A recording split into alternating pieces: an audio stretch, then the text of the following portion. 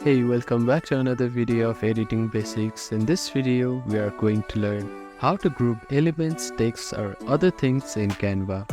First, open up your preferred web browser and head over to Canva. Open up your existing design or create a new design from here. Now, add some elements or text on your canvas.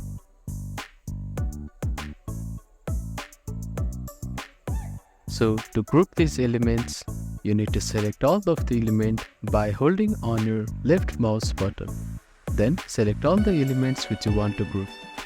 After that, right click on it and you will see group button. Click on it and you can group all of this element to one. To ungroup it, simply right click on it and you can click on ungroup button again.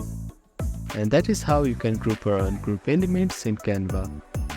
You can also move or resize the entire group into one unit. As you can see here, after I group it, we can resize it or move as one unit. If you need to edit individual elements later, you can right click on the grouped element and click on ungroup. After that, select the individual element and edit it to your liking. Make sure to save the design after making changes. Canva automatically saves your work, but it's always good to double check. So that is how you can group in Canva. Thank you for watching this video. Please do not forget to like, share and subscribe to our channel and comment down if you have any queries.